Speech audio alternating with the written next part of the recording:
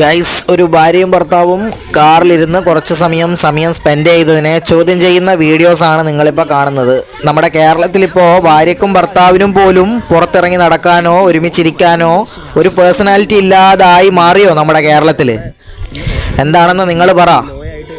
ഈ വീഡിയോ കാണുമ്പോൾ തന്നെ നമ്മൾ ചിന്തിച്ചു പോകുന്നത്, നമ്മുടെ നാട്ടിൽ ഒരു സ്വാതന്ത്ര്യം ഇല്ലേ? നമുക്ക് പലതരത്തിലുള്ള അഴിമതികൾ നമ്മുടെ നാട്ടിൽ നടക്കുന്നുണ്ട്. സത്യസന്ധമായി പറഞ്ഞു കഴിഞ്ഞാൽ കേരളത്തിൽ നിങ്ങൾ സത്യസന്ധമായിട്ട് മറുപടി പറഞ്ഞാൽ ഒരു നല്ല റോഡുണ്ടോ കേരളത്തിൽ? അല്ലെങ്കിൽ എന്തിനാണിപ്പോൾ ടാക്സുകളും മറ്റ് കാര്യങ്ങളും പെട്രോൾ ഉൾപ്പെടെ പല സംഭവങ്ങൾക്കും വില കുത്തിയടിച്ച് കയറിക്കൊണ്ടിരിക്കുകയാണ്. ഈ ഒരു സാഹചര്യത്തിൽ ഇതൊന്നും ചോദിക്കാനോ അല്ലെങ്കിൽ പ്രതികരിക്കാനോ ആരുമില്ല. അതെന്തുകൊണ്ടാണ്? കയ്യൂക്കുള്ളവനോട് കളിച്ചാൽ വിവരം അറിയും എന്നുള്ളതാണോ? അല്ലെങ്കിൽ ഒരു പ്രസ്ഥാനത്തിനെതിരെയൊക്കെ പറഞ്ഞാൽ വിവരം അറിയും എന്നുള്ളത് കൊണ്ടാണോ?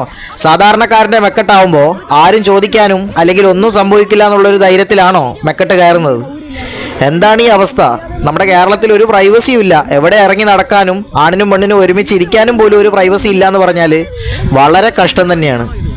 നിങ്ങൾക്ക് മനസ്സിലായ കാര്യം എന്താണെന്ന് വെച്ചാൽ നിങ്ങൾ പറ. ഇതിൻ്റെ അകത്ത് ആരെ ഭാഗത്താണ് തെറ്റ് എന്ന് പറയാൻ അവകാശം ജനങ്ങൾക്കാണ്. അതുകൊണ്ട് ജനങ്ങൾ തന്നെ പറ എന്താണ് അവസ്ഥ എന്ന്.